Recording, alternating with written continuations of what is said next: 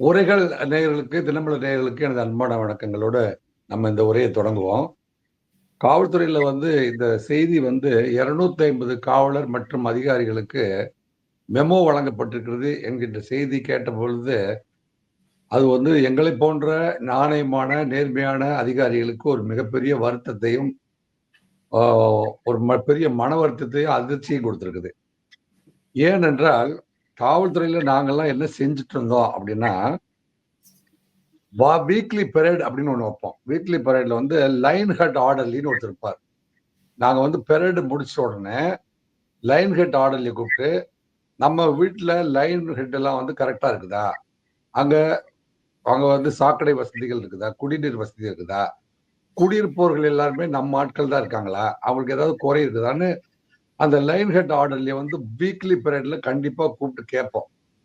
Monthly once வந்து நாங்க என்ன செய்வோம், போயி குவார்டர்ஸ வந்து விசிட் பண்ணுவோம். அந்த லைன் ஹெட் ஆர்டர்லி அல்லது ஹெட் கான்ஸ்டபிள் லெவல்ல அல்லது ஒரு சப் இன்ஸ்பெக்டர் லெவல்ல ஒருத்தர் இருப்பாரு. அவரு வந்து நாங்க பெரேட் முடிச்ச உடனே எங்கள வந்து ஜீப்ல கூட்டிட்டு போவாரு. கூட்டிட்டு போயி, "சார் இதுதான் சார் லைன் 1, லைன் 2, லைன் 3 இதுல வந்து நம்ம இந்த மாரி வந்து ஒரு சமூக நலக்கூடம் கட்டியிருக்கிறோம். இதுல வந்து ஃப்ரீயா வந்து டியூஷன் சொல்லிக் குடுப்போம் சார். மருத்துவ உதவிக்கெல்லாம் வருவாங்க சார். இதெல்லாம் வந்து ஃபங்ஷன் ஆயிட்டு இருக்குது சார்" அப்படின்னு சொல்லுவாங்க. ஏதாவது ஒரு வீட்ல வந்து மேஜரா ரிப்பேர் ஆயிடுச்சு சார், கூரையே இடிஞ்சு விழுந்திருக்கு சார் அப்படின்னு சொன்னா, அத எஸ்டிமேட் போட்டு நாங்க தான் லோக்கல் இன்ஸ்பெக்டர் தான் அனுப்புவோம்.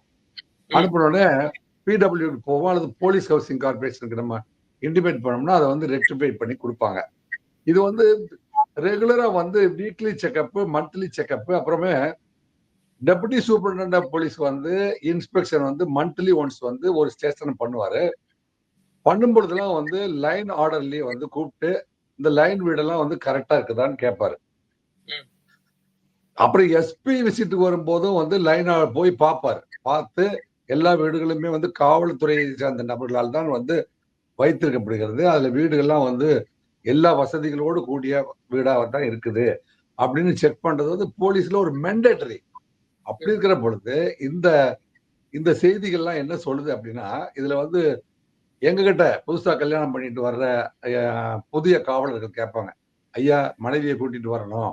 இப்போ வந்து எனக்கு சொந்த வீடு இல்லைன்னா வந்து கூட்டிட்டு வந்து வாடகை வீட்ல பாதுகாப்பான முறையில நாங்க வைக்க முடியாது.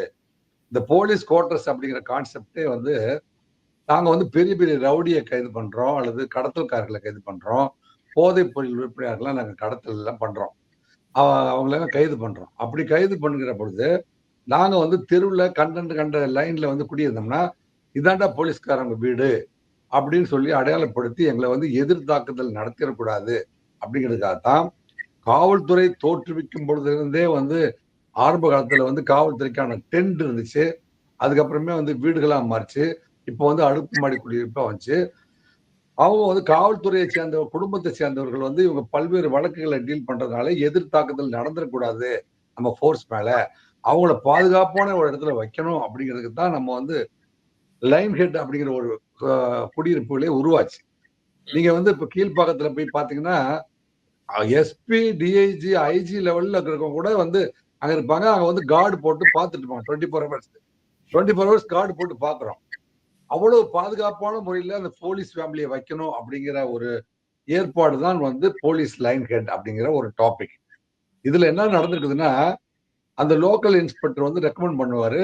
எஸ்பி கிட்ட இந்த வீட்ல வந்து 42 வீடு இருக்குது. 39 வீட்ல ஆள் இருக்காங்க. 3 வீடு காலியா இருக்குதுன்னா, யாரு சீனியரோ அவங்களுக்கு நாங்க ரெக்கமெண்ட் பண்ணி அலாட் பண்ணுவோம்.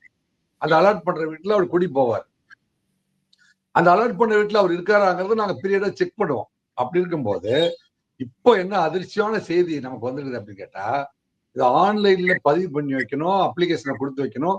சீனியாரிட்டி அடிப்படையில தான் வீடு வழங்கப்படும் அப்படிங்கிற நிலைமை மாறி, லோக்கல் மினிஸ்டர் சொன்னாருன்னா, எஸ்பி கிட்டயோ அல்லது உயர் அதிகாரிகிட்ட சொன்னாருன்னா, அவங்களுக்கெல்லாம் வீடு வழங்கப்பட்டிருக்கிறது. அரசியல் வந்து தலையீடு வந்து போலி லோக்கல் மினிஸ்டர்ட்டையும் லோக்கல் அதிகாரிட்டையும் சொன்னா யாருக்கு வீடு கொடுக்குறாங்க? அவங்களே காவல்துறை அல்லாத நபர்களுக்கு கொடுக்குறாங்களா? இல்ல இந்த காவல்துறையில இருக்கிறவங்களுக்கு பிரிஃபரன்ஸா கொடுக்குறாங்களா? காவல்துறையில இருக்கிறவங்களுக்கே வந்து ஏற்கனவே வந்து அவர் வேற ஒரு குவார்டர்ஸ்ல மனைவிக்கு அலாட் பண்ண இப்போ வந்து புதுப்பேட்டையில இருக்காருன்னு வைங்களேன். புதுப்பேட்டையில ஒய்ஃப்க்கு ஹஸ்பண்ட் அண்ட் ஒய்ஃப் 2 பேருக்குமே வீடு. அவர் ஒரு பெட்டிஷன் கொடுத்திருப்பாரு, இவர் ஒரு பெட்டிஷன் கொடுத்திருப்பாரு. அவர் ஒய்ஃபுக்கு வந்து புதுப்பேட்டைனா புதுப்பேட்டையில அவருக்கு வீடு அலாட் இருக்கு, அந்த வீட்டுல அவர் குடியிருப்பாரு. இவருக்கு வந்து மின்ட்ல இன்னொரு வீடு வாங்கிடுவாரு. இவரு மின்ட்ல வேற ஸ்டேஷன்ல. ரெண்டுமே காவல்துறை அதிகாரிகளா இருக்கும்போது, ரெண்டுமே காவல்துறை ஒரே ஃபேமிலிக்கு 2 வீடு. அந்த மாதிரி ஒண்ணு. அப்புறம் சில நேரங்கள்ல இந்த ஆபீசர் லெவல்ல சப் இன்ஸ்பெக்டர், இன்ஸ்பெக்டர் லெவல்ல இருக்கிறவங்கலாம் வந்து அல்லது பக்கத்துல பள்ளிக்கூடம் இல்லைங்கிறதுக்காகவோ, அல்லது சுகாதார வசதி கம்மியா இருக்குங்கிறதுக்காகவோ, அல்லது ஏற்கனவே நான் இருந்த வீடு வந்து அங்கதான் பசங்கலாம் படிக்கிறாங்க, காலி பண்ணிட்டு இங்க வர முடியாதுங்கும் போது அவருக்கு வந்து வீடு அலாட் ஆகுதுன்னு வைங்களேன். அது வந்து அவரு வந்து போலீஸ பொறுத்த வரைக்கும் இந்த வாடகை வந்து குடியிருப்பு ஹவுஸ் பில்டிங் ரெண்ட் அப்படிங்கிறது வந்து ரொம்ப குறைந்த வாடகைக்கு விடப்படும். 375 ரூபாய்க்கு தான் ஒரு வீடு.